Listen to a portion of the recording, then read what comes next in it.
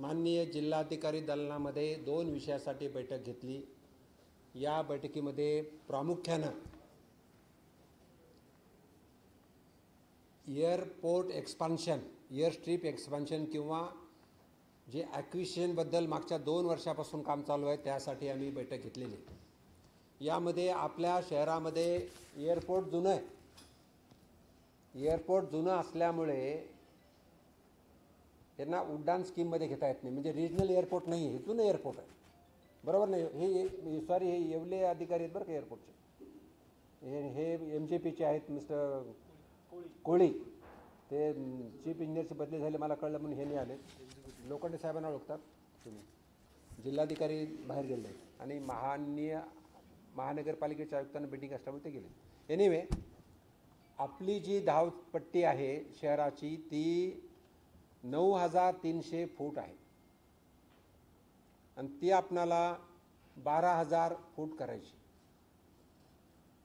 12000 फूट करायची असल्यामुळे साधारण एक्सपान्शन हे करत असताना त्याच्या बाजूला, त्या धावपट्टीच्या बाजूला एक टॅक्सी वेग आपल्याला करायची, म्हणजे विमानाचा जर समजा उद्या ट्रॅफिक वाढली तर तिथं विमान जाऊन लाईनला लागले पाहिजे। हे दोन्ही प्रपोजल आहे। तर हे करण्यासाठी सुरुवातीला 182 एकर अक्वायर करावी असं ठरलेलं होतं। 182 एकर अक्वायर करत असताना साधारण 3 वर्षापूर्वी 182 एकर करा असं केंद्र सरकारने यांना सांगितलं। इथल्या लोकांनी सर्वे केला, साधारण 1250 घरं तुटू लागले त्याच्यामध्ये। एवढं घरं तयार असताना रेजिस्टन्स येईल म्हणून त्यावेळेसचे अधिकारी दीपक कपूर होते आपल्या महाराष्ट्राचे, महाराष्ट्र एअरपोर्ट डेव्हलपमेंट कॉर्पोरेशनचे अधिकारी, त्यांच्याशी आम्ही चर्चा केल्यानंतर मग सेंटरला लक्षात घेऊन आम्ही ही एअर स्ट्रीप जी अशी जी आहे सुहास, ते एक अँगलला फक्त अशी केल्यानंतर काय होईल ते आम्ही चर्चा केली आणि ते केल्यानंतर साधारण 1250 पैकी असं जर केलं तर 10%च फक्त घरं तुटतील, म्हणजे 120 घरं तुटतील असं निदर्शनास आलं। म्हणून एक अँगलने धावपट्टी थोडी वाकडी करायची ठरवलं आणि ते त्यांना केंद्राने मान्यता दिली। हे साधारण 2.5 वर्षापूर्वीची गोष्ट आहे। आणि 182 एकरवरून 147 एकर फक्त जमीन अक्वायर करावी लागेल, हे पण त्यावेळेस त्या जो सर्वे केला त्याच्यामध्ये ठरलं। आता 147 एकर आपल्याला जमीन अक्वायर करायची, त्यामधले 139 एकर जमीन जी आहे ते चिकलठाणा साईडला म्हणजे पूर्व बाजूला करायची आणि 8 एकर जमीन ही मुकुंदवाडी साईडला करायची। 8 एकर जमीन जे करतोय हे आपण टॅक्सी वेसाठी करतोय। टॅक्सी वे म्हणजे मेन स्ट्रीपच्या बाजूला छोटी एक स्ट्रीप बनवतात, तिथं विमान म्हणजे समजा एखादं लँडिंग होत असेल तर बाजूला जाऊन उभारतो विमान, म्हणून पॅरलल असतं ते टॅक्सी वे, हे करत असतात। ह्याच्यामध्ये काही ऑब्स्टॅकल्स होते, ती चर्चा आम्ही केली, त्याच्यावर सोल्युशनही काढले। एक, सुखना नदीमध्ये येतील, सुखना नदीच्या पात्राला तुम्ही काय करणार असा आम्हाला यांना म्हणजे MADCL तर्फे प्रश्न आला होता। तर साधारण 180 फूट लांबीचा म्हणजे रुंद म्हणता येईल, रुंद 180 फूट सुखना नदीचं पात्र डायव्हर्ट करायचं अवघड जाणार आहे, म्हणून एअरपोर्ट ऑथॉरिटीने सांगितलं की आम्ही त्याच्यावरती स्लॅब टाकू। 180 फूट रुंद नदीवरती असं म्हणजे ऑब्स्टॅकल सर्वेमध्ये ती एक अडचण होती, ते आम्ही घ्यायचा मार्ग काढला। आणि हे लँड ॲक्विजिशनसाठी 280 मीटर रुंदी, सॉरी 180 नाही 280 मीटर। याच्यामध्ये आम्हाला दुसरं याचं एन्व्हायरमेंटल क्लिअरन्स याला घ्यावा लागेल का, तर सध्या त्याची गरज नाही, हे पण सांगितलं। एक तिथं अडचण अशी आहे की एक छोटा रस्ता तिथून जातो, तर तो छोटा रस्ता त्याचं तुम्ही काय करणार असा एक प्रश्न आला होता। तर त्यासाठी मी आत्ताच सांगितलं की airport authority, railway authority, PWD यांची एक बैठक मी लवकरच घेऊन त्या छोटा स्टेट वे आहे तो एकदम बंद करायचा का, म्हणजे फक्त केम्ब्रिजचाच रस्ता ठेवायचा का, त्याला अजून एक रस्ता काढायचा, तर हे लवकरच आम्ही निर्णय घेऊ। त्यात जिल्हाधिकारी राहतील, महानगरपालिकेचे आयुक्त पण राहतील. याच्यावरती आम्ही निर्णय आज काही घेतला नाही, पण तिथं लोकल स्थळी जाऊन ट्रॅफिक किती आहे हे बघणार, पण तिथे एक ऑब्स्टॅकल्स काय काय होते याच्यावर आम्ही निर्णय घेतलेला आहे. आता हे करत असताना साधारण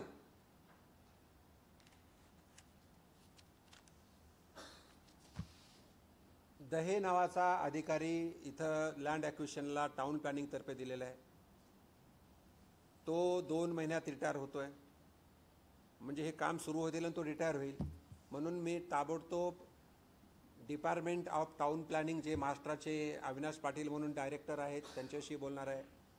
त्याचबरोबर आपले योगायोगानं यांचे सेक्रेटरी जे आहेत UDचे ते असीम गुप्ता आहेत आणि माननीय मुख्यमंत्री. तर त्यासाठी आम्हाला एक नवीन अधिकारी असावा किंवा ह्यालाच कंटिन्यू करत असेल तर तुम्ही एक 8-10 महिने कंटिन्यू करा. ते आमचा निर्णय नाही, पण ते ठरवतील. पण एकदा ज्याला दिलं काम त्यांनी काम करावं. ह्याच्यासाठी मी लवकरच शासनाकडे जाणार आहे. आणि त्याहीपेक्षा महत्त्वाचं म्हणजे त्या अधिकाऱ्यांना याच्यात असा नियम आहे सरकारी की ॲक्विजिशन करत असताना 3% रक्कम ही महानगरपालिकेच्या हद्दीत असल्यामुळे त्यांना द्यावी लागते आणि महानगरपालिकेच्या माध्यमातून सर्व सुविधा पुरवल्या पाहिजेत ॲक्विजिशनच्या. तर ते शासनातर्फे जे काय अमाऊंट असेल तो 3% महापालिकेला देईल. आणि महापालिकेच्या आयुक्तांनी सांगितलं गाड्यापासून गाडी असेल, स्टाफ असेल, त्यांचं मशिनरी म्हणजे कॉम्प्युटर असेल, सगळ्या सर्व्हिसेस महानगरपालिकेच्या माध्यमातून पुरवल्या जातील. हे महानगरपालिकेच्या आयुक्तांनी मंजूर केलेलं आहे, मान्य केलेलं आहे. याच्यामध्ये सर्वे हा 2 वर्षापूर्वी झाला होता. तिथे एक प्रश्न असा निघाला की काही समजा काही बिल्डिंग बांधल्या असतील तिथं, तर ते जे काय असेल ते असेल, ते सर्वे करून त्याच्यात मार्ग काढावा असं ठरलं. आता हे का करायचं, मी तुम्हाला सांगितलं की मुंबई एअरपोर्ट हे बिझी एअरपोर्ट आहे. आपल्याकडं जर हे झालं तर इंटरनॅशनल एअरपोर्ट इथून चालू होऊ शकतं, मोठी विमानं इथून लँड होऊ शकतात आणि फक्त लँडच होऊ शकतात नाही असं नाही, तर मुंबईचे एअरपोर्ट बिझी असल्यामुळं कधी कधी ट्रॅफिक त्यांना डायव्हर्ट करावी लागते आणि ती त्यांना ट्रॅफिक एक तर हैदराबादला डायव्हर्ट करतात विमानं किंवा अहमदाबादला जातं, बरोबर ना. पण आपलं एअरपोर्ट जवळ आहे, महाराष्ट्रात आहे, हे जर झालं तर आपल्याकडे विमान डायव्हर्ट होऊ शकतात, नंबर 1. आणि त्याहीपेक्षा आपल्या एअरपोर्टवरून इंटरनॅशनल फ्लाईट चालू करावी ही आपली बऱ्याच दिवसापासून मागणी आहे. पण त्याला धावपट्टी मोठी लागेल, बरोबर ना. आणि त्याहीपेक्षा कस्टम आणि इमिग्रेशन ह्या 2 गोष्टी पाहिजेत. कस्टमचं नोटिफिकेशन निघालेलं आहे, मीच त्या फायनान्सचा असल्यामुळं त्यावेळेस त्याच काढलेलं आहे आम्ही. आणि इमिग्रेशनसाठी मी स्वतः एअरपोर्ट अथॉरिटीशी बोलून इमिग्रेशनला मिनिस्ट्री ऑफ होम अफेअर्सच्या माध्यमातून परमिशन मिळते. मिनिस्ट्री ऑफ होम अफेअर्सच्या माध्यमातून इमिग्रेशननी स्टेट गव्हर्नमेंटला लिहिलेलं आहे आणि स्टेट गव्हर्नमेंटनी स्टाफसुद्धा मंजूर केलेला आहे. आता इमिग्रेशनच्या ज्या काही शेवटचा टप्पा आलेला आहे, शेवटचा टप्पा तो मी दिल्लीच्या माध्यमातून, ते मिनिस्ट्री ऑफ होम अफेअर्सच्या माध्यमातून ते मी क्लिअर करून घेणार आहे, बरोबर ना. आता विषय राहतो आपल्यासाठी आनंदाची गोष्ट म्हणजे एअर एशिया, जी एअर एशियाची लाईन आहे, एअरलाईन जशी समजा आता एअर इंडिया आहे, एअर एशिया आहे, जशी जेट होती, जसं आता इंडिगो आहे, स्पाई जेट आहे, तर एअर एशियाचं आपल्या संभाजीनगरला पत्र आलं की आम्ही इंटरनॅशनल एअरपोर्ट ह्या एअरपोर्टवरून आम्ही लवकरात म्हणजे 31 जुलैच्या आज जर इमिग्रेशनची जर तुम्ही फॅसिलिटी दिली तर ऑक्टोबरमध्ये सुरू करू. ऑक्टोबरमध्ये आम्ही इथून बँकॉकला सर्व्हिस चालू करतो या एअरपोर्टवरून. आता 31 जुलै म्हणजे आज किती बघा तुम्ही, 8 जुलै म्हणजे ह्या 20 दिवसामध्ये मी प्रयत्न करतोय. समजा 31 जुलैच्या आज जर इमिग्रेशन यांना मिळालं तर आपणाला ऑक्टोबरमध्ये इथून बँकॉकला सर्व्हिस चालू होऊ शकते. उशीर जर झाला तर 3 महिने उशीर होऊ शकतो. त्यांच्याशी एअर एशियाच्या चीफ एक्झिक्युटिव्ह ऑफिसरशी बोलणं झालं आहे आणि त्यांनी सांगितलं जर उशीर झाला तर आम्हाला 3 महिने उशीर होईल. पण आपल्या शहरासाठी एक डेव्हलपमेंट अशी आहे की इथून इंटरनॅशनल फ्लाईट रेग्युलर आठवड्यातून 3 वेळेस 2 वेळेस किंवा सध्या 3 वेळा आहे, आठवड्यातून 3 वेळेस हे चालू होणार असं त्यांच्याशी रायटिंगमध्ये चर्चा केल्यानंतर रायटिंगमध्ये हे आलेलं आहे. एअरपोर्ट एक्सपान्शनला जे पैसे लागतात साधारण 734 कोटी GR निघालेला आहे, महाराष्ट्र शासनानं मंजूर केलेला आहे. ज्या काय अडचणी होत्या त्या आम्ही सॉल्व्ह केलेल्या आहेत आणि हे एक्सपान्शन किंवा हे करण्याच्या अगोदरच तत्कालीन मंत्री जे होते ज्योतिर्दिय शिंदे त्यांच्याशी मी चर्चा केली होती आणि राज्यमंत्री होते त्यांच्याशी चर्चा केली होती. साधारण एक 500 कोटी रुपये लागतात दी स्ट्रीप बनवायला. तर ते आम्ही जसं ही लँड ॲक्विजिशनची प्रोसेस चालू होईल त्याचबरोबर परत केंद्रातून याच्या डेव्हलपमेंटसाठी आम्ही 500 कोटी रुपयासाठी प्रयत्न करू आणि ते पैसे इथं येतील आणि एअरपोर्ट एक्सपान्शनचं आपलं काम पूर्ण होईल. काय या कामाची डेडलाईन आता तुम्हाला माहिती आहे, कुठलीही लँड ॲक्विजिशन करायचं असेल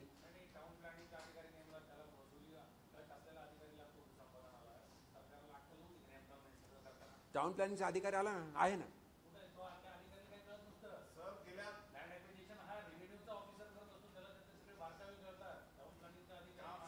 सांगा तुमचं काय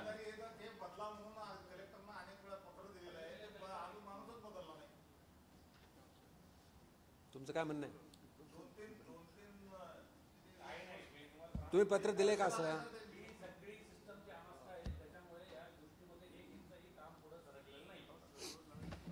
या सिस्टीममध्ये काम पुढे सरकलेलं नाही म्हणून मी स्वतः आज कन्सर्न सगळे अधिकारी यांना बोलवलं होतं.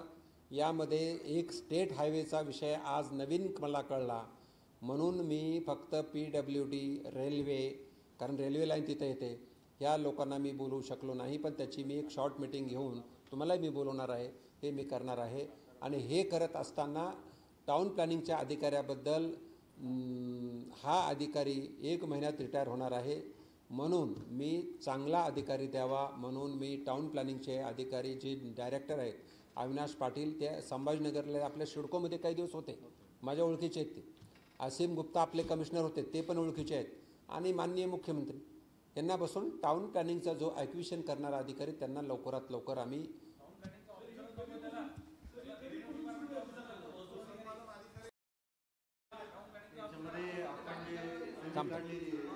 त्या अनुषंगाने बसूनचा जो अधिकारी आहे ते आम्ही जिल्हाधिकारी सरांना उद्याच आल्याबरोबर बोलतो आणि या अनुषंगाने मान्य करा. नाही पण जिल्हा अधिकारी तुम्ही सांगा ना, कोण अधिकारी मला माहित नाही कोण येतं. मुळे सांगा.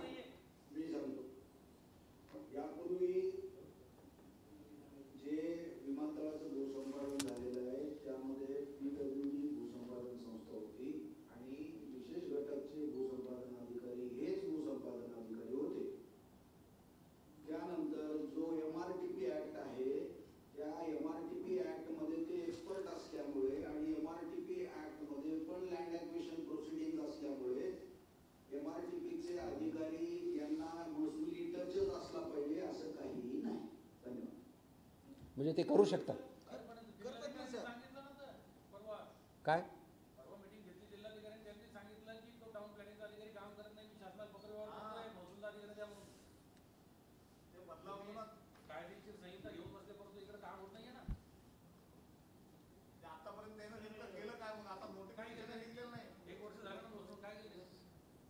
या प्रकरणामध्ये सविस्तर माहिती अशी आम्हाला प्राप्त आहे. इथल्या जे नगर रचनाचे जे भूसंपादन अधिकारी होते ते जिल्हाधिकाऱ्यांनी नियुक्त केले होते. त्यांनी महाराष्ट्र विमानतळ विकास कंपनीला आणि भारतीय विमानतळ प्राधिकरणाला वेळोवेळी पत्रव्यवहार केले. त्याच्यामध्ये 8 मुख्य त्रुटी आहेत. गेल्या 2 वर्षापासून ते पत्रव्यवहार करत आहेत. परंतु महाराष्ट्र विमान कंपनीने 68 कोटी रुपये मंजूर केले भूसंपादनासाठी, मात्र त्यांनीच ते काम थांबवलं. याचा आमच्याकडे सक्षम पुरावा आहे.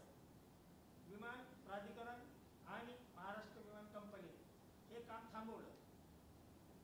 या त्रुटी का दूर केल्या जाते त्या 8 त्रुटी तुम्हाला सांगतो. हे बघा, या विषयावरती एक चर्चा झाली. 26 मार्च 2024चं पत्र आहे, ते मला पण दाखवलं.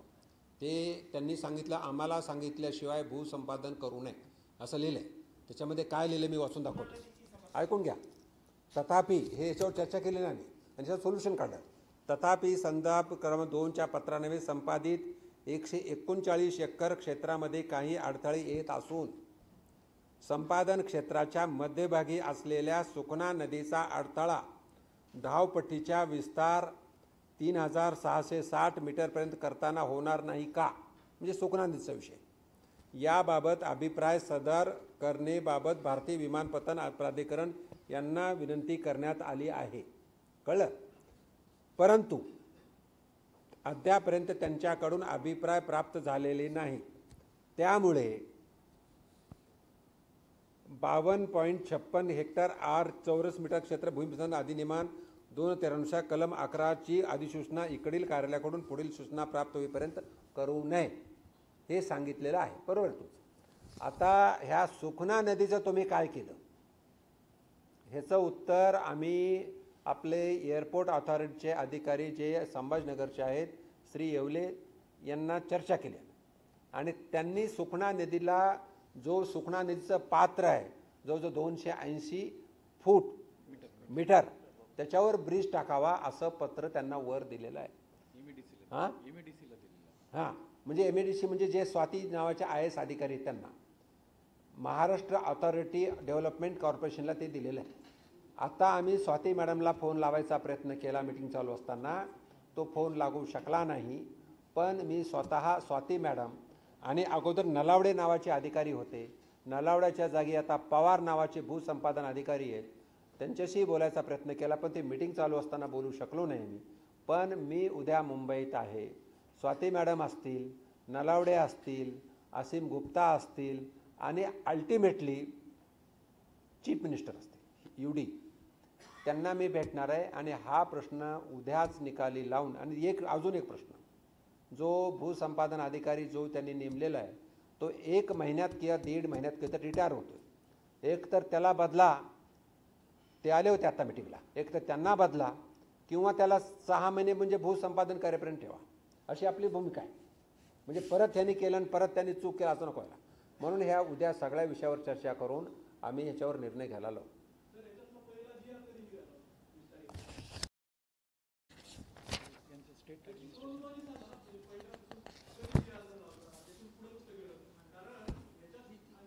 ठीक आहे, बघा सांगतायत. मी सुहास या कामासाठी मी जसा खासदार झालो तेव्हापासून मी लागलो आहे. ह्या सगळ्या लोकांना मी माननीय उद्धवजी ठाकरे मुख्यमंत्री असताना सुद्धा त्यांच्याकडं घेऊन गेलो होतो, त्यावेळेस हे प्रयत्न केले होते. नंतर मी मंत्री झालो, नंतर मी माननीय फडणवीस साहेबाकडे घेऊन गेलो, ते फायनान्स मिनिस्टर होते. त्यांच्या मागच्या बजेटमध्ये म्हणजे 2 वर्षापूर्वी ज्यावेळेस ते फायनान्स मिनिस्टर होते त्या काळामध्ये त्यांनी 734 कोटी रुपये मंजूर केले, जे जिल्हाधिकाऱ्यांनी पत्र पाठवतात. ते आता ते सांगा, ते GR पहिला कधी निघाला? पहिला शासन निर्णय आहे 22/11/2017 ला की महाराष्ट्र विमानतळ विकास कंपनी लिमिटेड 22/11/2017. त्यानंतर पत्रव्यवहार झालेला की भूसंपादनाचा प्रस्ताव सादर करावा. मग त्या अनुषंगाने आम्ही भूसंपादनाचा प्रस्ताव प्राप्त झाल्यानंतर कृती काढल्यानंतर 12/12/2023 विशेष भूसंपादन अधिकारी विशेष घटक यांची नियुक्ती केलेली आहे.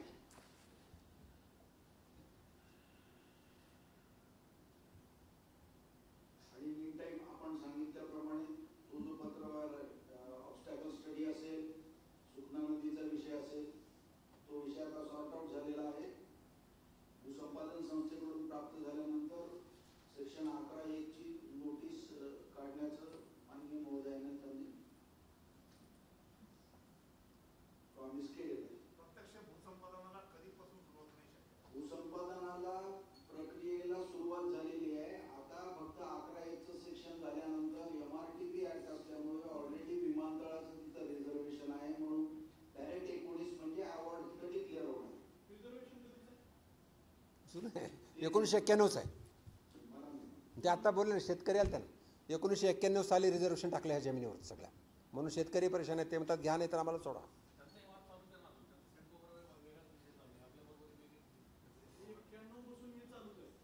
1991 साली शेतकऱ्यांच्या जमिनीवरती रिझर्वेशन टाकलेलं आहे.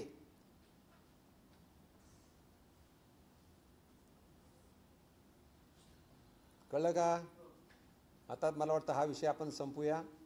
दुसरा विषय थोडक्यात मी बोलणार आहे. सर, याच्यात एक विषय होता, एअर एशियाला तुम्ही जे इमिग्रेशन आणि फोन करणार आहात का होम ऑफिसकडे असलं तर मी त्याच्यावर आता वेळेत उत्तर दिलं नाही तर ते सगळं नाही, त्यांनी एअर एशियाने 3 कंडिशन टाकलेल्या आहेत. कस्टम नोटिफिकेशन जे अवेलेबल आहे, इमिग्रेशन चेकपोस्ट सुरू करणं आणि ई विजा ऑन अरायवल. तर कस्टमचं काम झालेलं आहे. इमिग्रेशन चेकपोस्टच्या अडचणी मी आमचे विमानपोर्टचे अधिकारी येवले यांना सांगितलं आहे, काय काय अडचणी ते काढा. आणि मी स्वतः MHA ministry of home affairs यांच्यामध्ये जाऊन संबंधित जे सेक्रेटरी असेल त्यांच्याशी भेटून लवकरात लवकर कसं होईल त्यासाठी प्रयत्न करेन. आणि ई विजा ऑन अरायवल त्याच्या काय फॉर्मॅलिटी काय त्याला काय इमिग्रेशनच करतं, इमिग्रेशनच करते, त्याची अडचण नाही आहे. पण त्यांना एक वेगळी फॅसिलिटी ती इस्टॅब्लिश करावं लागेल. आता किती उदाहरणे तर किती ऑपरेशन आहे आपल्याकडे सध्या? सध्या आपण रेग्युलर आपलं शेड्यूल 9 आहे आणि आता तुम्ही बघितलं जसं की 2 जुलैपासून आपण 3 सेक्टर्स सुरू केलेले आहेत. आपण आता लखनौ, नागपूर आणि गोवा म्हणजे एक फेरी फ्लाईट आहे ती आठवड्यातनं 3 दिवस ऑपरेट करते. नागपूर म्हणजे लखनौ, नागपूर, औरंगाबाद, गोवा आणि पुन्हा बँक असं सेक्टर आहे. लखनौसाठी आता पिकअप करतात. जसं जसं ते माउथ टू माउथ पब्लिसिटी होईल, मार्केटिंग होईल तर पिकअप होईल. तुमची मदत पाहिजे सर्वांची. तुम्ही पब्लिसिटी लखनौ अयोध्याला पाठवतो मला. अयोध्येसाठी कनेक्टिव्हिटी होती. लखनौपासून 100 किलोमीटर अयोध्या आहे. तर आपलं तसं पाहिलं 12 शेड्यूल फ्लाईट्स आपल्याकडे असतात दिवसाला. ते म्हणजे हे वीकली प्राईस आहे. आम्ही पुण्यासाठी मागणी केली होती, पुण्याला स्लॉट मिळाला नाही. इंदोरसाठी मागणी केली होती. इंदोरचं मला वाटतं प्रोसेसमध्ये काहीतरी असं आहे, प्रोसेसमध्ये आहे. मी 9 ठिकाणी मागणी केली होती. चला, मला वाटतं हा विषय आपण संपूया. हां, महाराष्ट्रामध्ये 4 पक्षी अभयारण्य आहेत. त्यामध्ये 3 करण्याचा तुम्ही घाट घातलाय का? कारण तुम्ही एक पत्र लिहिलंय वन विभागाला, जायकवाडीचं अभयारण्य जे आहे ते रद्द करण्यात यावं. हे खरं आहे का? खरं आहे का? ऐकून घ्या. जायकवाडीचं अभयारण्य जरी असेल तर जायकवाडीवरती फ्लोटिंग सोलार टाकावं ह्यासाठी मी प्रयत्न करतो आहे. आणि ते फ्लोटिंग सोलार करत असताना त्यांचं जे प्रेझेंटेशन आमच्याकडं इथंही झालं, दिल्लीमध्ये झालं, साधारण 70,000 एकरपेक्षा जास्त, एकर म्हणतो मी, जास्त मोठं धरण, पसरलेलं धरण आहे. आणि त्याच्यामध्ये आपण जे करतोय ते फक्त म्हणतो मी 7,500 एकरवरती हा प्रोजेक्ट आहे. म्हणून पक्षी असतील, मासे असतील. प्रश्न खूप सरळ आहे. महाराष्ट्रामध्ये केवळ 4 पक्षी अभयारण्य आहेत. त्यातलं तुम्ही एक रद्द करा अशी मागणी केली आहे का? वन विभागाला तसं पत्र लिहिलंय का? आता पत्र तर तुमच्याकडे सगळीकडेच मला माहीत आहेच, सगळीकडे व्हायरल झालेलं पत्र त्यात लिहिलं असेल. पण ओव्हरऑल ज्यावेळेस आम्ही अधिकाऱ्यांशी चर्चा केली तर त्यावेळेस ह्याच्यामध्ये 1/10 पेक्षा कमी आम्ही सरफेस वापरायचा त्याच्यावरती प्रोजेक्ट आहे. म्हणजे पक्षाला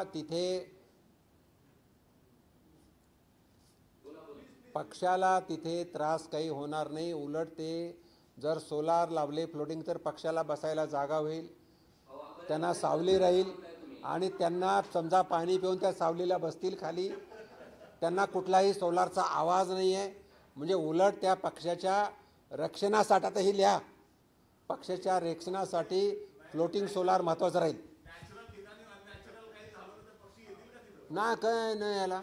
अरे उलट त्यांना सावली करून दिली तर ते बसतील येऊन चांगले, पाणी पितील, आराम करतील तिथे. मी येतीलच ना, गप्पा मारू दे ना बरेच दिवस. आहे की तुम्ही पक्षी अभयारण्य रद्द करा असं कसं काय म्हणू शकता मग तुम्ही सोलारसाठी? पक्ष रद्द करा असं नाहीये, त्याच्यामधला मी त्यात स्पष्ट लिहिलंय की पक्षी अभयारण्य रद्द करण्यात यावे. ठीक आहे. तर त्यावेळेस मी सुरुवातीला लिहिलेलं पत्र असेल, आता आम्ही पत्र बदलून काही पार्ट फ्लोटिंगसाठी वापरावा आणि आता लिहा काही पार्ट अभयारण्याचा पक्षाच्या असेलचे त्याच्यासाठी वापरावा 1/10 पार्ट, हां राखीव, आणि बाकी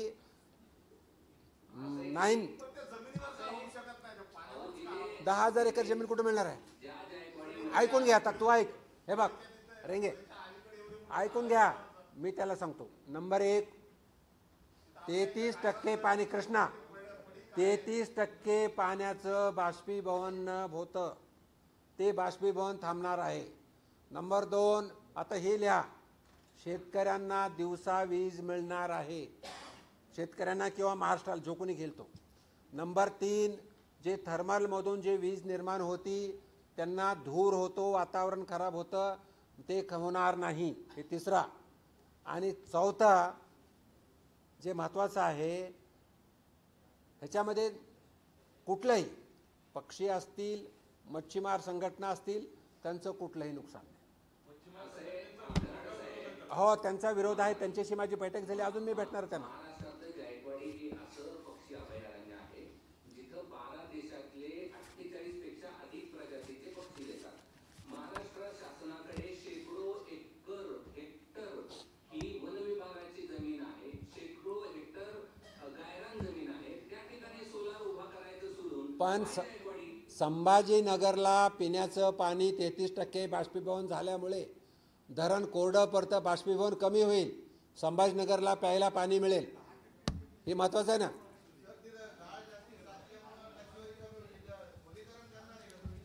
ते खोलीकरण करणारा मी केंद्रामध्ये आहे, ते राज्यातले मंत्री ठरवतील. एक प्रश्न आहे, तुम्ही यापूर्वी एक प्रोजेक्ट सांगितला होता, देवगिरी किल्ल्यामध्ये लाईट आणि साऊंड शोचा विषय. पुढे काय झालं याचा पण देवगिरी किल्ल्यामध्ये साऊंड अँड लाईट शो मंजूर झालेलं आहे. इंडियन ऑइल कंपनीच्या माध्यमातून, IOCच्या माध्यमातून 8 कोटी मंजूर झालेले आहेत. त्याच्यामध्ये फक्त त्यांनी आता आम्हाला ASI परमिशन देत नव्हतं वाघमारे, आता त्यांनी सांगितलं की तुम्हाला त्या जिथपर्यंत साऊंड अँड लाईट शो आहे तिथपर्यंत लाईटिंगची व्यवस्था करा. साधारण त्यांनी ते इस्टिमेट काढलं, 30 लाख खर्च येऊ लागलेला आहे, तर ते 30 लाख एक्स्ट्रा आम्हाला व्यवस्था करावी लागेल. हे एक. दुसरं मी तुम्हाला सांगतो, बाय द वे, अहिल्यादेवी होळकर कुंडसाठी आपण साऊंड अँड लाईट शो मंजूर केलेला आहे. महाराष्ट्र टाइम्सने लिहिलं होतं परवा, आहे का मठाचं कोणी? तर ते तुम्ही चालू करा. त्याच्यामध्ये अडचण अशी आहे की जनरेटरवरती आम्ही चालू करून 2-3 दिवस चालवलं, पण ते हँडओव्हर करून घेतलं नाही. काय नाही घेतलं? कारण तिथं आणखी MSCBच्या माध्यमातून परमनंट लाईट तिथं मिळाली नाही. MSCBच्या चीफ इंजिनियर आणि एक्झिक्युटिव्ह इंजिनियरला मी 4 दिवसापूर्वी बोललो, त्यांनी ते कनेक्शन दिल्यानंतर त्याचं परत एकदा टेस्टिंग होईल आणि लवकरात लवकर मराठवाड्यातला पहिला साऊंड अँड लाईट शो, मराठवाड्यातला पहिला साऊंड अँड लाईट शो अहिल्यादेवी होळकरांचा साधारण ती लाईट कनेक्शन मिळाल्यानंतर चालू होईल. नंबर 1. नंबर 2 तुम्हाला सांगितलं देवगिरी. नंबर 3 लिहा बातमी. TV सेंटरच्या महानगरपालिकेच्या मजनू हिल, तिथं जे हिल आहे त्या ठिकाणी आपण नाईट टुरिझम वाढावं म्हणून ग्लो गार्डन सुरुवात केली होती. त्याला 10 कोटी रुपये मंजूर केलेत मी केंद्राकडून. कृष्णा तुला ऐक, आपलं कृष्णा म्हणतो दत्ता ऐकूच लिहितच नाही तू काही. कॅमेरा आहे का? अच्छा अच्छा. कृष्णावर लिहित नाही, कृष्णा मला माहिती. तर त्याच्यावरती ज्यांनी गुजरातमध्ये मी तिथं बघायला गेलो होतो, त्या दृष्टीनं आपल्या शहरात असं मी पाहिलं होतं, जिथं सरदार वल्लभभाई पटेलचा पुतळा आहे त्याच्यापुढं ग्लो गार्डन आहे. आम्ही त्याच नावानं प्रोजेक्ट घेतला होता, पण त्या माणसांनी याच्यावर ऑब्जेक्शन घेतलं की माझ्याकडं पेटंट आहे, त्याच्यामध्ये वेगवेगळ्या 400 प्रकारच्या वेगवेगळ्या, समजा आता सापशिडी असेल, सापशिडी आपण खेळतो, पण सापशिडी लहान मुलं खेळायला गेले तर ते सापशिडी असेल, चेस असेल, समजा चेस आपल्याला खेळायचा आहे तर चेस 2 मुलं येतील आणि ते खेळतील तिथे, असं वेगवेगळे जे गेम्स होते, तर ते गेम्स हे सगळे तुम्ही माझी कॉपी केली म्हणून त्यांनी याच्यावर ऑब्जेक्शन घेतलं, म्हणून ते आपलं टेंडर निघून ज्याला जे काम मिळालं ते आपलं रद्द करावं लागलं, कारण त्यांनी पेटंट त्याच्याकडे त्यांनी दाखवलं. म्हणून आम्ही आता नमो शायनिंग गार्डन हे संभाजीनगरला पहिलं होईल. त्या माध्यमातून महानगरपालिकेने 3.5 एकर जागाला परमिशन दिलेली आहे. आता ते हे नाव पेटंट कुणाचं आहे का म्हणून जाहिरात दिलेली आहे. या जाहिरातीमध्ये जर 15 दिवसामध्ये जर कोणी ऑब्जेक्शन घेतलं नाही तर नमो शायनिंग गार्डन हे नाईट टुरिझमसाठी आपण TV सेंटरच्या स्वामी विवेकानंद गार्डनमध्ये सुरू करतो आहे. आणि हे सुरू केल्यानंतर तिथं साधारण मी स्वतः पाहिलं, केवडियाच ना, केवडिया म्हणजे TV आपल्याचं सरदार वल्लभभाईचा पुतळा, तिथंच पाहिलं, रात्री खूप गर्दी असते. तसं आपणाला नाईट टुरिझमसाठी देवगिरी किल्ला असेल, अहिल्यादेवी होळकर कुंड असेल आणि आपलं हे TV सेंटर असेल, या ठिकाणी चालू होईल. चौथं, मी घृष्णेश्वर टेम्पललासुद्धा प्रयत्न केला होता, पण त्या ठिकाणी थोडं मंदिर असल्यामुळं सरकारी एजन्सीमार्फत हे काम होऊ शकलं नाही, साऊंड अँड लाईट शो. कारण मी सोमनाथ टेम्पल पाहिलं होतं आणि सोमनाथ टेम्पलला अत्यंत 500 लोक बसून आरती असेल भगवान शंकराची आणि नंतर एकदम लाईटिंग चांगलं आहे. म्हणजे तसं घृष्णेश्वरला करता येईल का ते केलं होतं. मला सरकारी एजन्सीकडून पैसे मिळाले नाहीत, म्हणून एखाद्या कॉर्पोरेट यांच्याकडे मी जाऊन ते घृष्णेश्वरला सुद्धा करायचा माझा प्रयत्न आहे. आता मला वाटतं सर्वांचं धन्यवाद.